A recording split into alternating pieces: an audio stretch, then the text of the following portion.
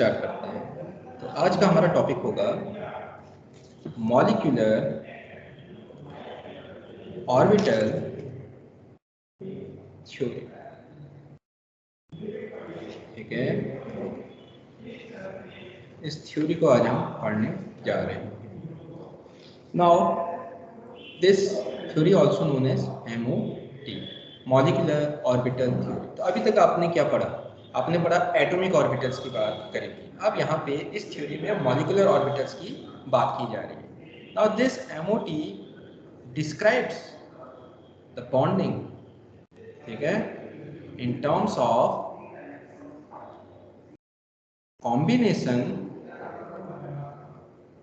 and arrangement. It describes bonding in terms of combination and arrangement of atomic orbitals. इस तरीके से combination या arrangement होगा atomic orbitals that they form molecular orbitals. तो molecular orbitals कहाँ से बन रहे हैं? आपके एटॉमिक ऑर्बिटल्स से बन रहे हैं। To form molecular orbitals that are associated, जो कि जुड़े हुए हैं, that are associated with the molecule as a whole. तो क्या कहना चाह रहा है? It describes about bonding in terms of combination and arrangement of atomic orbitals to form molecular orbitals that are associated with the molecule as a whole. चलिए आगे बढ़ते हैं। नाउ एक इंपॉर्टेंट चीज इस थ्योरी में, जो number of molecular orbitals that are always equal होंगे to the number of atomic orbitals, ठीक है, from which they are form. तो जिन एटॉमिक ऑर्बिटल्स से वो बने हैं, जितने एटॉमिक ऑर्बिटल्स से आपके मॉलिक्यूलर ऑर्बिटल्स बन रहे हैं, उतने ही होंगे मॉलिक्यूलर ऑर्बिटल्स जितने कि आपके नंबर ऑफ एटॉमिक ऑर्बिटल्स होंगे। ठीक है, अगर दो एटॉमिक ऑर्बिटल्स कंबाइन हो रहे हैं तो दो मॉलिक्यूलर ऑर्बिटल्स फॉर्म होंगे। ठीक है, ये आपका MOT कहता है। ठीक है, नाउ और भी इंपॉर्टेंट चीजें हैं इसमें कि जो बॉन्डिंग मॉलिक्यूलर ऑर्बिटल्स होंगे वो क्या करते हैं? तो बॉन्डिंग, दो तरीके के मॉलिक्यूलर ऑर्बिटल्स होंगे, बॉन्डिंग हो गया और दूसरा क्या हो गया? Anti bonding. ठीक है, तो bonding molecular orbitals they increase electron density between the nuclei and are, और ये क्या होते हैं? These are bonding molecular orbitals are lower in energy, और ये एनर्जी में क्या होते हैं? लोअर होते हैं than the individual atomic orbitals. तो यानी कि जिन एटॉमिक ऑर्बिटल्स से ये मॉलिक्यूलर ऑर्बिटल्स बने होते हैं, कौन से molecular orbitals? Bonding molecular orbitals. तो क्या होगा? उनकी एनर्जी अपने इंडिविजुअल एटॉमिक ऑर्बिटल्स जिनसे वो बने हैं उनसे हमेशा क्या रहेगी? कम ही रहेगी। तो ये आपका कौन कहता है? Molecular orbital theory.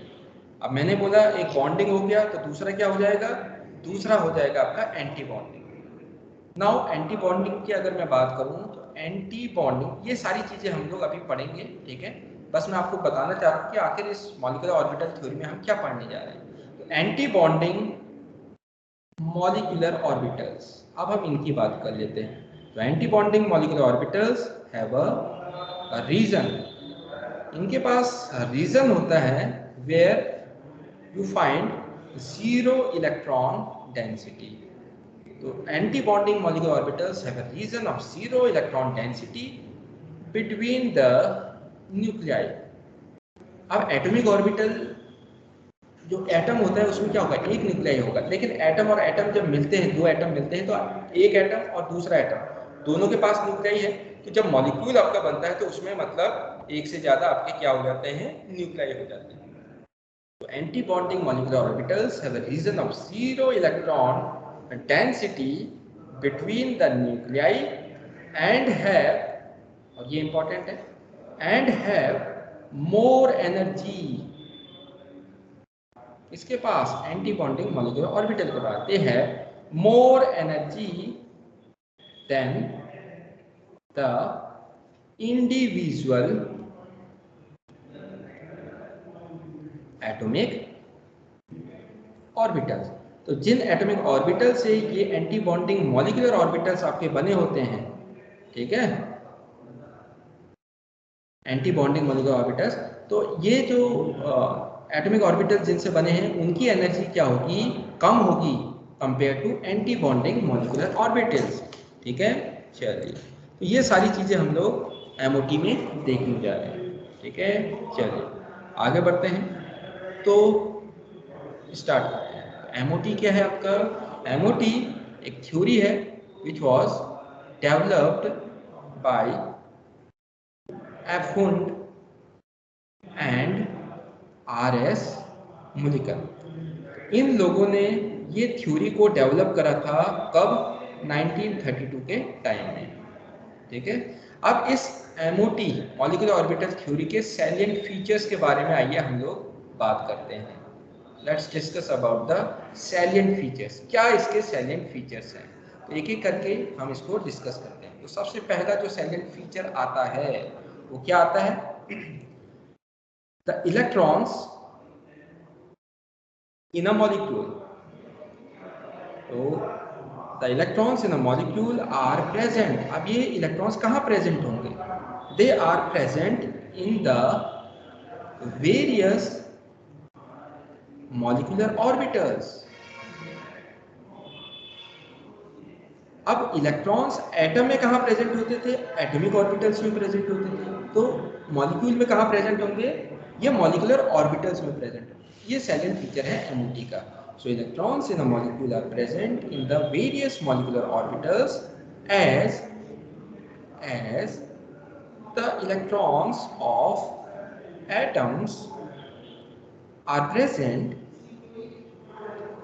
In the, कहाँ प्रेजेंट होते, various atomic orbitals.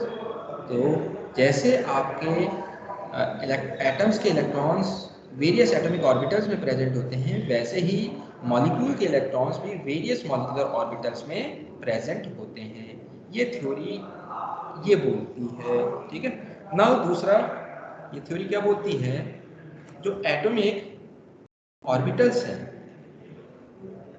Of comparable energy, मतलब जो एटॉमिक ऑर्बिटल्स की एनर्जीज लगभग बराबर होती है, ठीक है, ऑफ कंपेरेबल एनर्जीज, एंड ये बहुत इंपॉर्टेंट है, प्रॉपर सिमेट्री। एक तो आपका क्या होना चाहिए, एटॉमिक ऑर्बिटल्स जो कंबाइन होने वाले हैं और मॉलिक्यूलर ऑर्बिटल फॉर्म करने वाले हैं, उनकी एनर्जी कंपेरेबल होनी चाहिए, मतलब आसपास ही होनी चाहिए, ज़्यादा डिफरेंस नहीं होना चाहिए, और एटॉमिक ऑर्बिटल्स में प्रॉपर सिमेट्री भी होनी चाहिए, ठीक है। अगर प्रॉपर सिमेट्री नहीं होगी लेकिन कंपेरेबल एनर्जी होगी तो भी आपका मॉलिक्यूलर ऑर्बिटल नहीं फॉर्म हो पाएगा। तो प्रॉपर सिमेट्री भी आपकी जरूरी है to combine in order to combine to form, क्या बनाने के लिए, मॉलिक्यूलर ऑर्बिटल्स बनाने के लिए, ठीक है। तो ये आपका क्या हो गया, सैलिएंट फीचर नंबर। चलिए आगे बात करते हैं। अब सैलिएंट फीचर नंबर 3 में आते हैं, मॉलिक्यूलर ऑर्बिटल थ्योरी की, ठीक है। Now while an electron in an atomic orbital, अब एटॉमिक ऑर्बिटल में क्या होता है, आपका इलेक्ट्रॉन होता है, and this electron is influenced, ये बहुत ही इन्फ्लुएंस्ड होता है बाय वन न्यूक्लियस। अब आपको पता है एटम में एक ही न्यूक्लियस होता है, तो एक ही न्यूक्लियस होगा जो इस इलेक्ट्रॉन को क्या करेगा, इन्फ्लुएंस करेगा। तो इलेक्ट्रॉन जो एटॉमिक ऑर्बिटल में होगा, एटम में ही होता है एटॉमिक ऑर्बिटल, वो इन्फ्लुएंस होता है बाय वन न्यूक्लियस। अब यहाँ पे हम मॉलिक्यूलर ऑर्बिटल की बात करेंगे। इन अ मॉलिक्यूलर ऑर्बिटल, ठीक है, so in a molecular orbital the electron is, yeah, it is influenced by two or more nuclei। जैसे एक एटम है, इसके पास एक न्यूक्लियाई है, ये दूसरा एटम है, इसके पास क्या है, दूसरा न्यूक्लियाई है। तो दोनों न्यूक्लियाई क्या कर सकते हैं, इलेक्ट्रॉन, इन दोनों को मिला के आपका एटॉमिक ऑर्बिटल बनेगा। तो जो इलेक्ट्रॉन है वो इन दोनों न्यूक्लियस से क्या होगा, इन्फ्लुएंस्ड होगा। ये भी उसे इन्फ्लुएंस करेगा और ये भी उसे इन्फ्लुएंस करेगा। इस स्टेटमेंट का मतलब ये होता है, ठीक है। चलिए, so it is influenced by two और मोर न्यूक्लियाई डिपेंडिंग अपॉन, किस पे डिपेंड कर रहे हैं, depending upon the number of atoms in the molecule. अब आपको पता है अगर दो ही एटम हैं तो दो न्यूक्लियाई होंगे, अगर 10 एटम होंगे तो मॉलिक्यूल में 10 न्यूक्लियाई होंगे। समझ में आ गया? चलिए, तो आपने क्या सीखा यहाँ पे, जो मॉलिक्यूलर ऑर्बिटल होगा वो इन्फ्लुएंस होगा बाय टू और मोर नंबर ऑफ न्यूक्लियाई। वो डिपेंड करेगा कितने न्यूक्लियाई हैं, वो डिपेंड करेगा आपका नंबर ऑफ एटम्स कितने हैं किसी मॉलिक्यूल में। सो आप यहाँ पे क्या बोल सकते हो, आप यहाँ पे बोल सकते हो कि जो एटॉमिक ऑर्बिटल होता है वो कैसा होता है, वो मोनोसेंट्रिक होता है। मोनोसेंट्रिक का मतलब क्या हो गया, आपका एक ही न्यूक्लियाई से इन्फ्लुएंस्ड होगा। और जो आपका मॉलिक्यूलर ऑर्बिटल होगा, आप क्या बोल सकते हो, the molecular orbital is polycentric, क्योंकि उसके एक से ज़्यादा न्यूक्लियाई हो सकते हैं। So this is salient feature number 3। और क्या बोला उन्होंने अपनी थ्योरी में, उन्होंने बोला कि जो नंबर ऑफ मॉलिक्यूलर ऑर्बिटल्स होंगे, the number of molecular orbital form is equal to, किसके बराबर होगा, the number of molecular orbital forms is equal to the number of combining atomic orbitals. तो जितने एटॉमिक ऑर्बिटल्स आपके कंबाइन हो रहे हैं उतने ही आपके नंबर ऑफ मॉलिक्यूलर ऑर्बिटल्स क्या होंगे, फॉर्म होंगे, ठीक है। ओके, अब यहाँ पे हम लिखेंगे when two atomic orbitals, when two atomic orbitals combine, जब वो कंबाइन होते हैं तो कितने मॉलिक्यूलर ऑर्बिटल्स फॉर्म होंगे, टू मॉलिक्यूलर ऑर्बिटल्स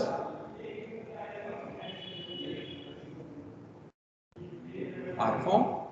तो दो मिल रहे हैं तो दो ही मॉलिक्यूलर ऑर्बिटल्स क्या होंगे, फॉर्म होंगे। तो वन इज नोन एज, क्या बोलेंगे, bonding molecular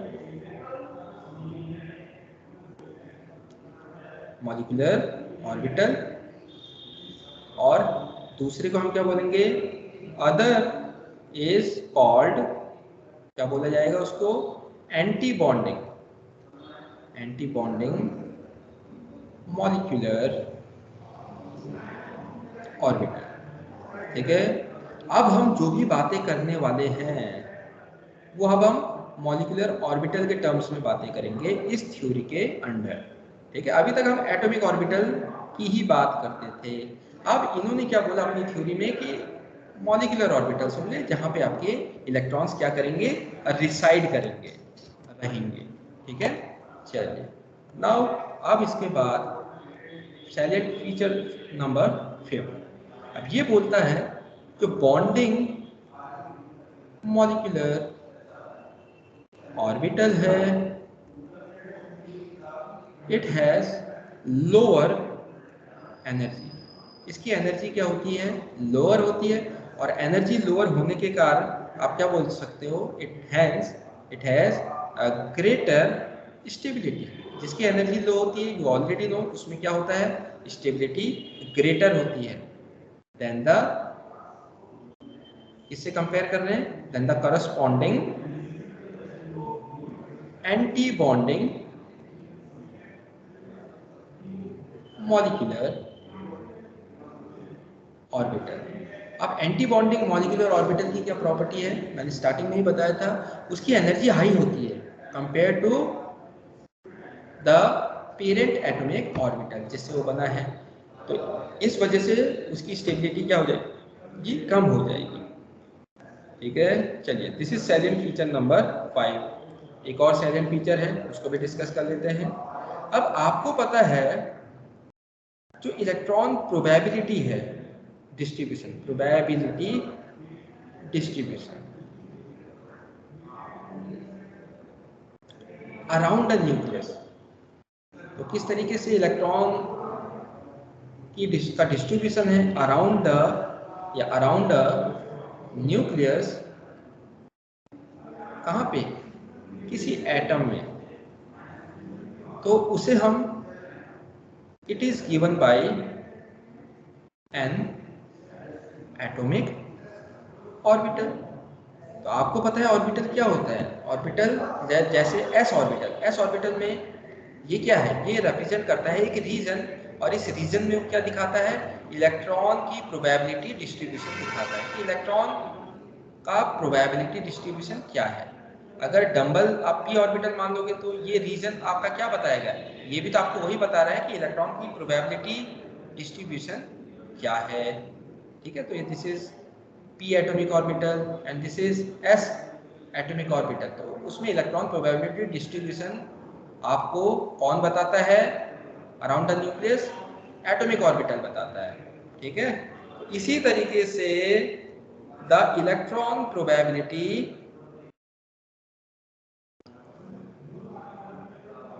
distribution around group of nuclei. अब आपको पता है मॉलिक्यूलर ऑर्बिटल्स में क्या होंगे, बहुत ज़्यादा न्यूक्लियाई होंगे, एक से ज़्यादा होंगे। सो वहाँ पे भी जो इलेक्ट्रॉन प्रोबेबिलिटी डिस्ट्रीब्यूशन है around a group of nuclei, कहाँ पे, इन वहाँ ऊपर गया था एटम में, यहाँ पे क्या होगा, इन मॉलिक्यूल। ठीक है, and that will be, that is given by a molecular orbital. Molecular orbital आपको क्या बताएगा, वो आपको बताएगा electron probability distribution around the group of nuclei in a molecule. अब नेक्स्ट लास्ट सेलिएंट फीचर देखते हैं, वो क्या कहता है। ओके, वो कहता है जो मॉलिक्यूलर ऑर्बिटल्स होते हैं, molecular orbitals like atomic orbitals, अब उनकी फीलिंग के बारे में बताता है। सो दीज आर फिल्ड, कैसे फिल्ड होते हैं, these are filled in accordance with the, कौन सा principle, aufbau principle, AUFP, aufbau principle, which is obeying the Pauli's exclusion principle and the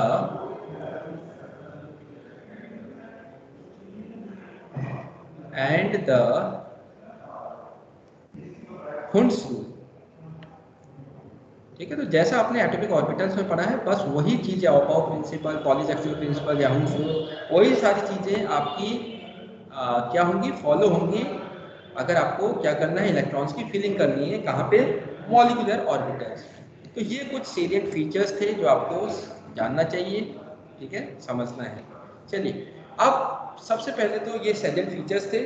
अब इसके बाद हम डिस्कस करते हैं आखिर ये मॉलिक्यूलर ऑर्बिटल्स फॉर्म कैसे होते हैं। एटॉमिक ऑर्बिटल्स तो आपको पता ही है, ये तो आपका रिप्रेजेंट करेंगे एटॉमिक ऑर्बिटल्स रीजन्स जहाँ पे इलेक्ट्रॉन का प्रोबेबिलिटी डिस्ट्रीब्यूशन आपको देखने को मिलता है।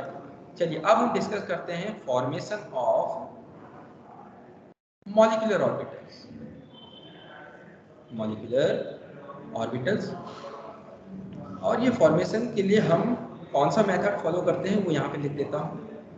We just follow the linear combination of atomic orbitals method, जिसको हम शॉर्ट में बोलते हैं LCAO।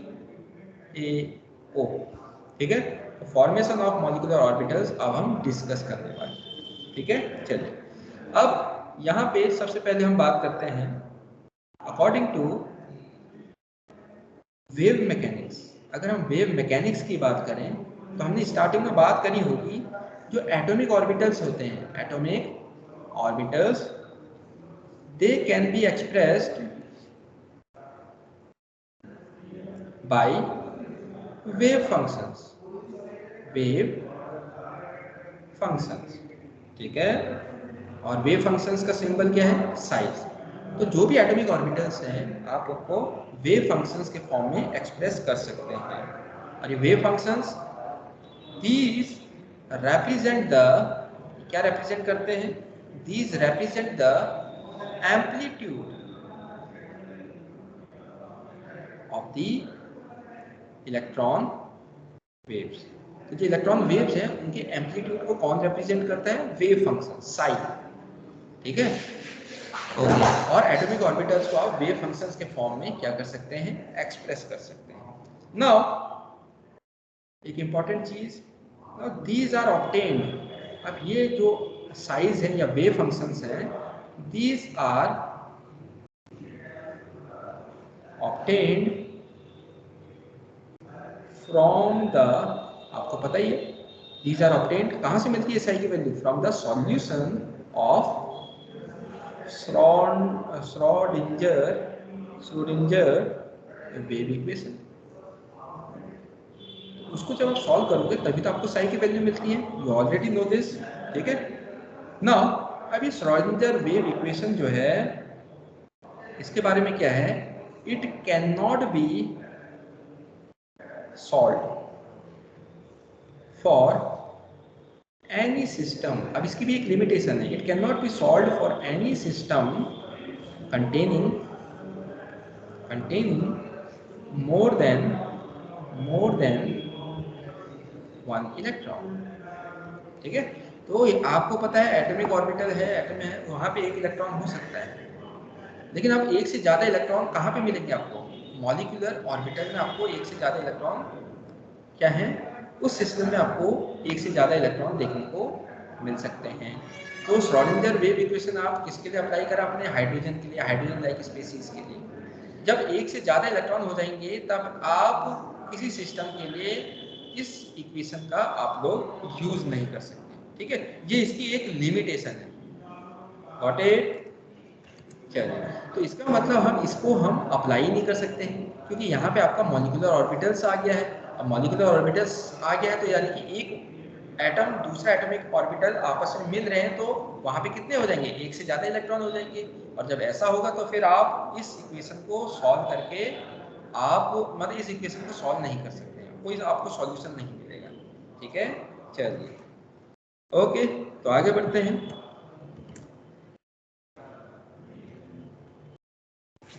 अब यहाँ पे ये जो प्रॉब्लम आई कि आप इस इक्वेशन को सॉल्व नहीं कर पा रहे हैं for any system which is containing more than one electron.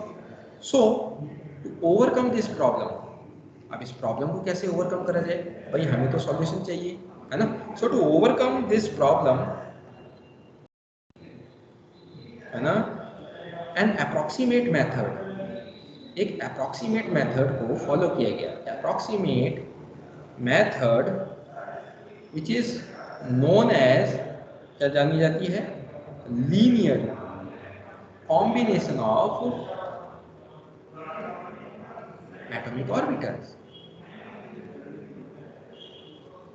जिसको आप शॉर्ट में क्या बोलते हैं, LCAO, that has been adopted. तो इसको फॉलो किया गया। ताकि हम जो भी हमें प्रॉब्लम आ रही थी उससे ओवरकम किया जा सके। तो LCO मेथड को आपने क्या करा, फॉलो करा।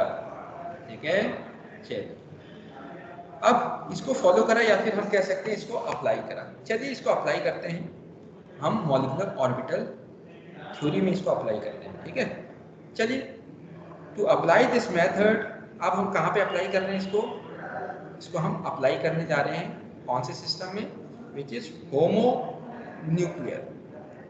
होमो न्यूक्लियर का मतलब आपका न्यूक्लियस क्या है, बिल्कुल सेम है। तो homonuclear diatomic hydrogen के केस में, हाइड्रोजन मॉलिक्यूल के केस में हम इसको अब अप्लाई करने जा रहे हैं। ठीक है, अब आपको पता है हाइड्रोजन होता है, हाइड्रोजन होता है, दोनों का न्यूक्लियस क्या होता है, सेम होता है, इसलिए होमो न्यूक्लियर वर्ड यहाँ पे यूज है। डाई एटॉमिक हाइड्रोजन मॉलिक्यूल मतलब H2 की ये बात कर रहे हैं। ठीक है, चलिए अब यहाँ पे स्टार्ट करने से पहले हम क्या करते हैं, लेट्स कंसीडर कि जो हाइड्रोजन मॉलिक्यूल है it is consisting of two atoms, दो एटम्स है A एंड B। ठीक है, होमो न्यूक्लियर है लेकिन यहाँ पे हमने कंसीडर कर लिया है कि A और B दो आपके क्या हैं, हाइड्रोजन मॉलिक्यूल के दो एटम्स हैं। ठीक है, नाउ ईच हाइड्रोजन एटम, हर एक hydrogen atom in ground state, अगर हम ग्राउंड स्टेट की बात करें, एक्साइटेड स्टेट की नहीं, इन ग्राउंड स्टेट क्या होता है, they has one electron in कौन से ऑर्बिटल में, 1s ऑर्बिटल। बिल्कुल आप लोग जानते हैं अगर हाइड्रोजन है, ये न्यूक्लियस हो गया, हाइड्रोजन का एक इलेक्ट्रॉन पहले वाले सेल में पाया जाता है, और पहले वाले सेल में कौन सा ऑर्बिटल होगा, 1s ऑर्बिटल ही होगा, ये आपका न्यूक्लियस हो गया। हम अभी हाइड्रोजन की बात कर रहे हैं। ठीक है, तो each hydrogen atom in ground state has one electron in 1s orbital. ठीक है, नाउ जो ये एटॉमिक ऑर्बिटल्स हैं, 1s ऑर्बिटल है हाँ एक हाइड्रोजन के पास, तो atomic orbitals of these atoms, अब एटॉमिक ऑर्बिटल्स हैं और उसको आप कैसे रिप्रेजेंट कर सकते हो, वेव फंक्शन से। तो atomic orbitals of these atoms they may be represented by, कैसे रिप्रेजेंटेड कर सकते हैं, by the wave functions. Let's say wave functions कौन से हैं, साई ए एटम ए के लिए एंड साई बी रिप्रेजेंट कर रहा है वेव फंक्शन किसके लिए, एटम बी के 1s ऑर्बिटल के लिए। ठीक है, चलिए अब यहाँ से हम आगे बढ़ते हैं। तो हमने दोनों एटम्स के एटॉमिक ऑर्बिटल्स को वेव फंक्शन से रिप्रेजेंट कर दिया, psi A and psi B. चलिए अब हम थोड़ा सा मैथमेटिकली बात करेंगे। सो मैथमेटिकली आप क्या कह सकते हो, आपका अब दोनों एटॉमिक ऑर्बिटल्स क्या होंगे, they will form a new molecular orbital. Mathematically the formation of, अब आपको पता है दो ऑर्बिटल मिलेंगे तो दो नए मॉलिक्यूलर ऑर्बिटल्स क्या होंगे, फॉर्म होंगे। सो फॉर्मेशन ऑफ मॉलिक्यूलर ऑर्बिटल्स,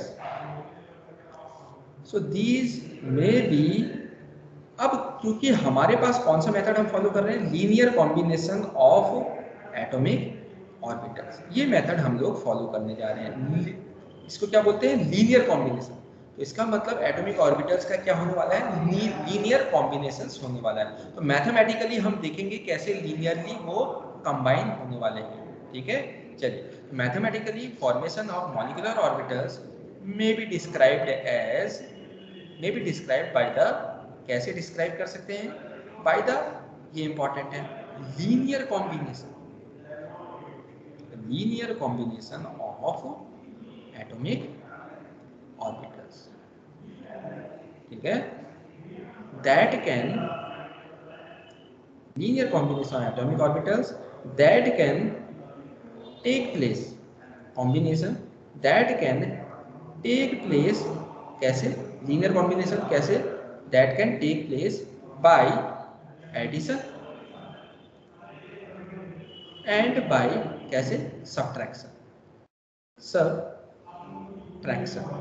ठीक है, ऑफ वेव फंक्शंस। आप वेव फंक्शंस को या फिर लीनियरली कंबाइन करना है, या तो आप उन दोनों को ऐड कर लो या उन दोनों को आप सब्ट्रैक्ट कर सकते हो, इसके अलावा क्या कर सकते हो, ठीक है। तो लीनियरली कॉम्बिनेशन यही होता है, या तो ऐड करोगे या फिर सब्ट्रैक्ट करोगे। तो linear by addition and subtraction of wave functions of individual atomic orbitals, ठीक है। आप कैसे करेंगे यहाँ पे देख लेते हैं। तो साई, अब मॉलिक्यूलर ऑर्बिटल, अब वो भी तो ऑर्बिटल है, तो वो भी एक वेव फंक्शन होगा, उसको भी हम साई से रिप्रेजेंट कर सकते हैं। तो साई एम आपका कैसे बनेगा, इस तरीके से बनेगा, लीनियर कॉम्बिनेशन, या तो आप ऐड कर सकते हो या फिर सब्ट्रैक्ट कर सकते हो दोनों एटॉमिक ऑर्बिटल्स या दोनों एटम्स के वेव फंक्शंस को ऐड या सब्ट्रैक्ट करके आप दो नए मॉलिक्यूलर ऑर्बिटल्स फॉर्म कर सकते हैं। देयरफॉर यहाँ से आपको क्या देखने को मिल रहा है, लीनियर कॉम्बिनेशन। तो यहाँ पे आपको कितने और मॉलिक्यूलर ऑर्बिटल देखने को मिल रहे हैं, 2 मॉलिक्यूलर ऑर्बिटल्स, ठीक है, आर फॉर्म। और दोनों मॉलिक्यूलर ऑर्बिटल्स के नाम क्या क्या होंगे, एक को हम सिग्मा बोलेंगे और दूसरे को हम सिग्मा स्टार बोलेंगे। ये दो नए मॉलिक्यूलर ऑर्बिटल्स आपके जनरेट होंगे by the linear combination of atomic orbitals, ठीक है। चलो,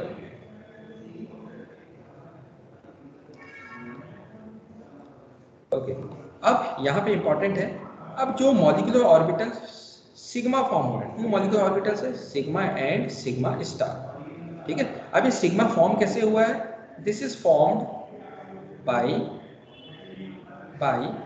एडिशन ऑफ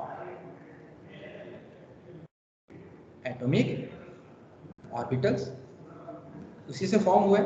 और इस सिग्मा को ही हम क्या बोलते हैं, इसी को हम बोलते हैं बॉन्डिंग मॉलिक्यूलर ऑर्बिटल। तो जब एडिशन से दो वेव फंक्शंस के एडिशन से जो मॉलिक्यूलर ऑर्बिटल फॉर्म हो रहा है उसको हम बॉन्डिंग मॉलिक्यूलर ऑर्बिटल बोलेंगे। और जो सिग्मा स्टार है ये कैसे फॉर्म हो रहा है, ये आपका आप जानते ही है किससे फॉर्म हो रहा है, सब्ट्रैक्शन से। सब्ट्रैक्शन से फॉर्म हो रहा है ऑफ एटॉमिक ऑर्बिटल्स, और इसको हम क्या बोलते हैं, इसको हम बोलते हैं एंटी बॉन्डिंग मॉलिक्यूलर ऑर्बिटल, ठीक है। तो यहां से आपको देखने को मिल रहा है लीनियर कॉम्बिनेशन से, दो एटॉमिक ऑर्बिटल्स के लीनियर कॉम्बिनेशन से आपको दो नए मॉलिक्यूलर ऑर्बिटल्स मिल रहे हैं, जहां पे आपके इलेक्ट्रॉन्स क्या करेंगे, रिसाइड करेंगे, ठीक है, जैसा कि एटॉमिक ऑर्बिटल्स के केस में आप लोग पढ़ते आए हैं। और हमने एक चीज और बात करी थी, बॉन्डिंग मॉलिक्यूलर ऑर्बिटल की एनर्जी क्या होगी, अपने जो एटॉमिक ऑर्बिटल्स है जिनसे वो बना है उससे कम होगी, और एंटी बॉन्डिंग की एनर्जी क्या होगी, अपने जो पेरेंट एटॉमिक ऑर्बिटल्स हैं उनसे ज़्यादा होगी, ठीक है। चलो, अब यहाँ पे एक फिगर देख लेते हैं, यहाँ पे, ठीक है। तो यहाँ पे आपको एक फिगर देखने को मिल रहा होगा। अब यहाँ पे थोड़ी सी बात कर लेते हैं। अब यहाँ पे आपको दिख रहा है ये इंक्रीजिंग ऑर्डर है, वो नीचे से ऊपर। अब दो एटॉमिक ऑर्बिटल्स आपके कंबाइन होने वाले हैं, एक है साई ए, वेव फंक्शन है उसका, और साई बी, दोनों जब ऐड होंगे, कंबाइन होंगे लीनियर कॉम्बिनेशन, तो होगा क्या, यहाँ पे अगर ये दोनों ऐड होते हैं तो आपका बॉन्डिंग ऑर्बिटल फॉर्म होगा, जिसकी एनर्जी क्या होगी, लोअर एनर्जी होगी than that of atomic orbitals. इसलिए एटॉमिक ऑर्बिटल्स की जो एनर्जी है उसके लेवल से इस मॉलिक्यूलर ऑर्बिटल को आपने क्या करा है, नीचे रख दिया है। तो ये आपका एक मॉलिक्यूलर ऑर्बिटल है। और याद रखिएगा, मॉलिक्यूलर ऑर्बिटल हो चाहे एटॉमिक ऑर्बिटल हो, मैक्सिमम 2 ही इलेक्ट्रॉन्स हो सकते हैं, क्योंकि आपको मॉलिक्यूलर ऑर्बिटल के केस में भी हुड्स रूल को आपको फॉलो करना है, अबॉव प्रिंसिपल भी फॉलो करना है। अच्छा, इंक्रीजिंग एनर्जी, अच्छा आपने ये भी पढ़ा था, जो आपके एंटी बॉन्डिंग मॉलिक्यूलर ऑर्बिटल है उसकी एनर्जी पेरेंट एटॉमिक ऑर्बिटल से ज़्यादा होती है, इसलिए ये सिग्मा स्टार वाला ऑर्बिटल ऊपर है। और ये बनता कैसे है, ये बनता है by subtraction of the 2 atomic orbitals, और इनकी एनर्जी ज़्यादा होती है। तो ये इंक्रीजिंग ऑर्डर यहाँ पे हम लोगों ने दिखा रखा है, गॉट इट। चलिए, ओके,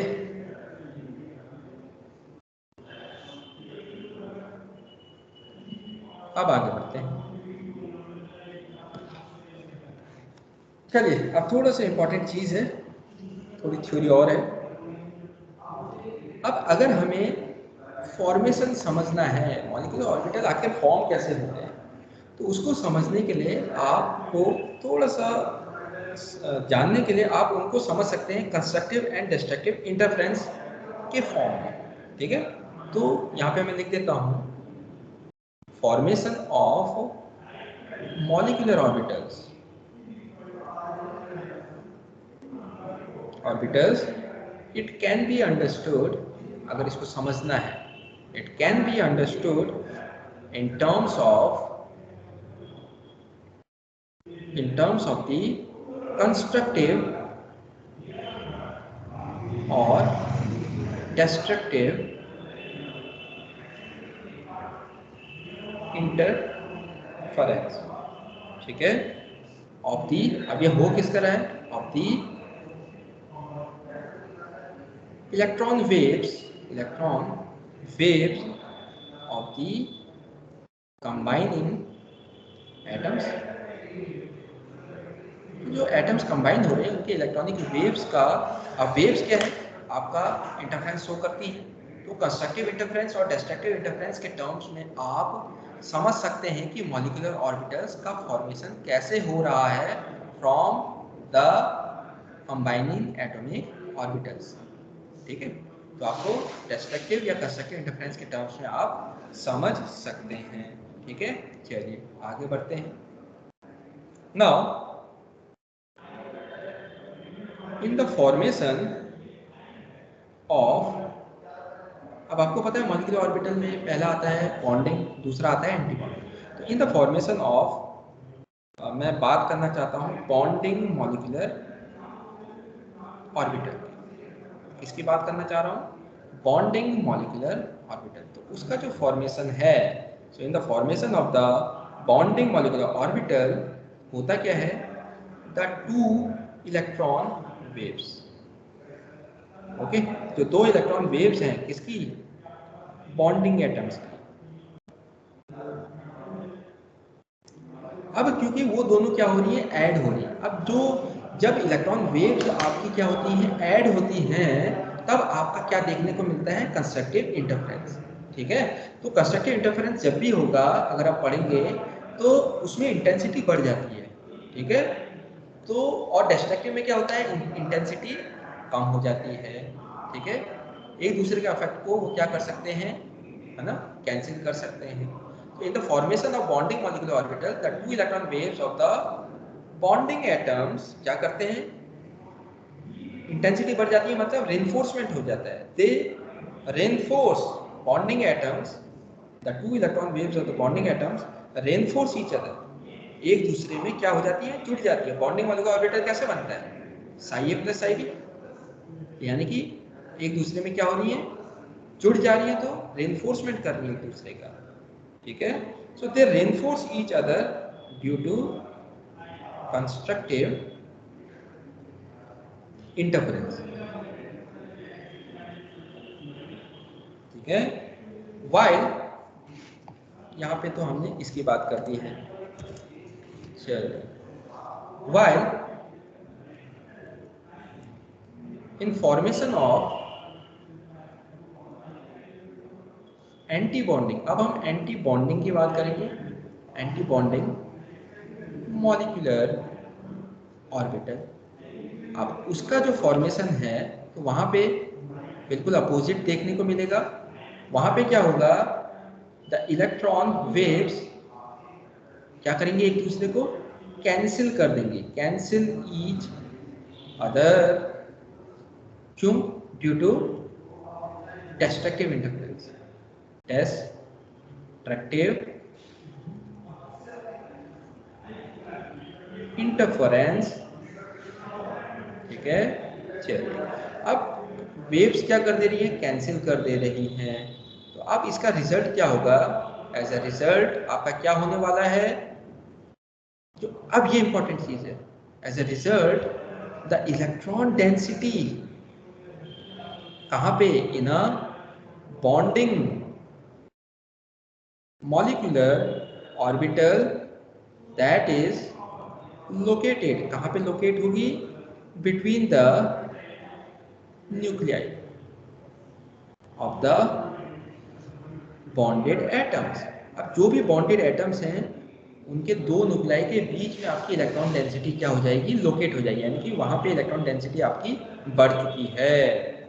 ठीक है, between the nuclei of the bonded atoms because आखिर क्या रीजन है, बिकॉज ऑफ विच, इसकी वजह से क्या होगा, इलेक्ट्रॉन डेंसिटी जब दो न्यूक्लियाई के बीच में आ जाएगी, दिख रहा है आपको ये दो न्यूक्लियाई है, these are two nuclei 1 and this is nuclei 2, इनके बीच में आपका क्या आ गया है, आपका इलेक्ट्रॉन डेंसिटी आ गई है। तो ऐसे करके मैंने आपको दिखा दिया इलेक्ट्रॉन डेंसिटी, दिख रहा है आपको, so this is electron density, और ये आपके क्या है, न्यूक्लियाई। चलिए आगे बात करते हैं। So electron density is located between the nuclei of the bonded atoms because of which, क्या होगा उसके कारण because of which the repulsion, important line है, the repulsion between the nuclei is very less। ठीक है, चलिए अब इसका इंपॉर्टेंस क्या है, देखो इलेक्ट्रॉन डेंसिटी यहाँ बढ़ गई, अब न्यूक्लियस ये है, न्यूक्लियस ये है, ठीक है, अब ये दोनों में रिपल्सन, अगर इसके बीच में इलेक्ट्रॉन डेंसिटी नहीं होती तो इन दोनों के बीच में रिपल्सन होता, और रिपल्सन होता तो क्या हो जाता, आपकी एनर्जी बढ़ जाती। लेकिन क्योंकि बॉन्डिंग मॉलिक्यूलर ऑर्बिटल में क्या हो रहा है, इलेक्ट्रॉन डेंसिटी आपकी because of constructive interference, electron density इनके बीच में बढ़ जा रही है, उसकी वजह से इन दोनों के बीच में रिपल्सन बहुत कम हो जाएगी, क्योंकि ये इलेक्ट्रॉन डेंसिटी इसको भी खींच रही है, इसको भी खींच रही है, ये दोनों एक दूसरे को बाहर जाने दे रहे हैं, दूर धकेल रहे हैं, लेकिन इलेक्ट्रॉन डेंसिटी इनके बीच में होने के कारण ये दोनों आसपास आ सकते हैं, इस वजह से एनर्जी क्या हो जाएगी, कम हो जाएगी। तो इनकी एनर्जी क्या हो जाती है, बॉन्डिंग मॉलिक्यूलर ऑर्बिटल की एनर्जी पेरेंट एटॉमिक ऑर्बिटल से कम पाई जाती है। ठीक है, सो because of which the repulsion between the nuclei is very less। ठीक है, ओके, नाउ इसी में अगर मैं दूसरी बात करूं, while in case of anti bonding, अब यहाँ पे एंटी बॉन्डिंग मॉलिक्यूलर ऑर्बिटल की अगर मैं बात करूं तो यहाँ पे क्या होगा, most of the electron density, बहुत ज़्यादा इलेक्ट्रॉन डेंसिटी जो भी होगी वो कहाँ पे लोकेट होगी, that is located away from the space between the nuclei. तो एंटी बॉन्डिंग के केस में क्या होता है, जो आपके न्यूक्लियस है, ये आपके न्यूक्लियस है, अब न्यूक्लियस के बीच में आपकी इलेक्ट्रॉन डेंसिटी नहीं मिलती है, अब इलेक्ट्रॉन डेंसिटी कहाँ मिलेगी, away from the space between the nuclei, उससे दूर, यहाँ पे इलेक्ट्रॉन डेंसिटी क्या हो जाएगी, जीरो। इसकी वजह से क्या होगा, इनमें रिपल्सन होगा बहुत ज़्यादा, और रिपल्सन होने के कारण क्या हो जाएगा, इनकी एनर्जी बहुत ज़्यादा बढ़ जाएगी। ठीक है, ओके, चलिए आगे बात करते हैं इसके बाद। चलिए, तो इसका मतलब क्या है, यहाँ पे हमने क्या बात करी, इसका मतलब ये है कि आपका जो भी न्यूक्लियस है, ये आपको न्यूक्लियस दिख रहा होगा और ये आपका न्यूक्लियस दिख रहा है, अब इन दोनों के बीच में कोई भी इलेक्ट्रॉन डेंसिटी है नहीं, या तो इधर पे है या फिर इस तरफ को है, ज़्यादातर इलेक्ट्रॉन डेंसिटी यहीं पाई जाएगी, और यहाँ पे आपका क्या है, कुछ भी नहीं है। ठीक है, तो हम क्या बोलेंगे, there is nodal plane. Nodal plane क्या होता है, नोडल प्लेन वो जगह होती है जहाँ पे इलेक्ट्रॉन डेंसिटी क्या होती है, जीरो होती है। सो देयर इज, हम क्या बोलेंगे, अ नोडल प्लेन है। नोडल प्लेन क्या होता है, on which electron density is zero, और आप साफ देख रहे हैं क्लियरली, यहाँ पे इलेक्ट्रॉन डेंसिटी इनके बीच में क्या है, जीरो है। So there is nodal plane between the nuclei, बिल्कुल सही बात है, एंड हेंस, इसकी वजह से क्या होगा, and hence repulsion between the nuclei is high, बहुत ज़्यादा हो जाता है, और इस हाई होने की वजह से, रिपल्सन हाई होने की वजह से ही आपका क्या होती है, एनर्जी बढ़ जाती है। ठीक है, चलिए, तो यहाँ पे हम क्या लिख सकते हैं, हमने दोनों की बात कर ली है, बॉन्डिंग मॉलिक्यूलर ऑर्बिटल और एंटी बॉन्डिंग मॉलिक्यूलर ऑर्बिटल। तो यहाँ पे मैं इंपॉर्टेंट चीज़ लिख देता हूँ, the electrons which are placed in a bonding molecular orbital, they tend to hold. Electrons placed in a bonding molecular orbital, they tend to hold the nuclei together. nuclei together, एक साथ nuclei को क्या करे रहते हैं, बांधे रखते हैं, एंड स्टेबलाइज अ मॉलिक्यूल, और इस तरीके से मॉलिक्यूल को वो स्टेबलाइज कर सकते हैं। और मॉलिक्यूल स्टेबल हो गया तो उसकी एनर्जी क्या हो जाएगी, कम हो जाएगी। क्या हो जाएगी, कम हो जाएगी। आप देखो अगर आपने इलेक्ट्रॉन्स कहाँ प्लेस करे हैं, बॉन्डिंग मॉलिक्यूलर ऑर्बिटल, तो आपको पता है इलेक्ट्रॉन्स बॉन्डिंग मॉलिक्यूलर ऑर्बिटल में मतलब आपका इलेक्ट्रॉन डेंसिटी कहाँ आ जाती है, वो आ जाती है आपकी दोनों न्यूक्लियाई के बीच में। और इस तरीके से आपका क्या होगा, जो इलेक्ट्रॉन्स होंगे in a bonding molecular orbital, they tend to hold the nuclei together. अब इलेक्ट्रॉन डेंसिटी बीच में आने के कारण वो न्यूक्लियाई को ये क्या करेगा, होल्ड करके रखेगा। होल्ड करके रखेगा तो मॉलिक्यूल को क्या कर देगा, स्टेबलाइज कर देगा। ठीक है, चलिए। तो देयरफॉर आप क्या बोल सकते हो कि a bonding molecular orbital always possesses lower energy than either of the atomic orbitals। ठीक है, तो आप क्या बोल सकते हो, क्योंकि यहाँ पे स्टेबलाइज हो चुका है मॉलिक्यूल, तो एटॉमिक ऑर्बिटल्स जिनसे ये क्या है बना हुआ है, उस उनकी एनर्जी से इसकी एनर्जी, बॉन्डिंग मॉलिक्यूलर ऑर्बिटल की एनर्जी क्या होगी, लोअर होगी। ठीक है, atomic orbitals that have combined, जो कि मिल जाते हैं, मिले हुए हैं, to form the molecular bonding molecular orbital. चलिए, इस तरीके से आप यही चीज की बात कहाँ पे कर सकते हैं, एंटी बॉन्डिंग में। तो वहां पे आप क्या लिखोगे, the electrons which are placed in anti bonding molecular orbital, वो क्या करेंगे, दे डिस्टेबलाइज, क्योंकि वो in between the nuclei present नहीं होते हैं। Electrons placed in anti bonding molecular orbital वो क्या करेंगे, डिस्टेबलाइज द मॉलिक्यूल। और सो अब वो डिस्टेबलाइज क्यों कर रहे हैं, रीजन क्या है, this is because the mutual repulsion, क्योंकि न्यूक्लियस के बीच में, न्यूक्लियाई के बीच में तो कोई इलेक्ट्रॉन डेंसिटी है नहीं, वहाँ जीरो इलेक्ट्रॉन डेंसिटी है ना। So this is because the mutual repulsion,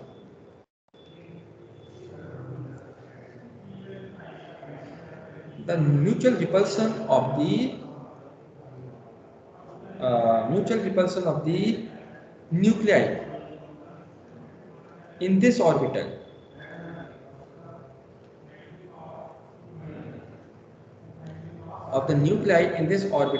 is more, वो ज्यादा होती है than the किससे, attraction, रिपल्सन बहुत ज्यादा होता है, डोमिनेटिंग होता है, than the attraction between the electrons and nuclei। ठीक है, and this which causes, और ये क्या करता है, this causes a net increase in energy, और इसी की वजह से आपकी एनर्जी क्या हो जाती है, बढ़ जाती है। ठीक है, सो कारण क्या है, मॉलिक्यूल क्यों स्टेबलाइज हो जाता है, बिकॉज द म्यूचुअल जो रिपल्सन है of the nuclei in this orbital molecular, कौन सा, एंटी बॉन्डिंग मॉलिक्यूलर ऑर्बिटल में, is more than the attraction between the electrons and the nuclei, so this causes a net increase in the energy। और energy increase होने के कारण ही आपको क्या देखने को मिलता है, आपको मॉलिक्यूल क्या मिलेगा, डिस्टेबलाइज मिलेगा, वो स्टेबलाइज नहीं होगा, इस वजह से एनर्जी मतलब बढ़ जाती है। एनर्जी बढ़ने से ही कारण ही वो मॉलिक्यूल क्या होता है, डिस्टेबलाइज हो जाता है। ठीक है, चलिए, तो ये आज हमने यहाँ पे क्या पढ़ लिया है, हमने पढ़ लिया कि कैसे मॉलिक्यूलर ऑर्बिटल्स फॉर्म होते हैं और लीनियर कॉम्बिनेशन से फॉर्म होंगे। और जब वेव फंक्शंस, जो एटॉमिक ऑर्बिटल्स के जो वेव फंक्शंस हैं, उनको आप लीनियरली कंबाइन करोगे, या तो ऐड करोगे या फिर सब्ट्रैक्ट करोगे। ऐड करने से आपका क्या दिखेगा? कंस्ट्रक्टिव इंटरफेरेंस दिखेगा वेव्स का, और आपको क्या देखने को मिलेगा? आपको सिग्मा मॉलिक्यूलर ऑर्बिटल मिलेगा, जिसकी एनर्जी क्या होगी? कम होगी। और सब्ट्रैक्शन से आपको डिस्ट्रक्टिव इंटरफेरेंस देखने को मिलेगा वेव्स का, और उसकी वजह से क्या होगा? एनर्जी क्या हो जाएगी? आपकी बढ़ जाएगी, क्योंकि डिस्ट्रक्टिव इंटरफेरेंस में आपके न्यूक्लियाई के बीच में इलेक्ट्रॉन डेंसिटी नहीं होगी, और इसकी वजह से म्यूचुअल रिपल्सन होगा न्यूक्लियाई के बीच में, जो कि ज़्यादा स्ट्रॉन्गर या डोमिनेटिंग होगा compare to attraction forces between the nuclei and the electrons. ठीक है, तो इस वजह से आपका ये मॉलिक्यूल को क्या कर देगा? डिस्टेबलाइज कर देगा। ठीक है, तो बच्चों फिर आज यही करते हैं, बाकी कल हम आगे का कंटिन्यू करेंगे। ठीक है, okay, you may leave. Thank you sir. Okay.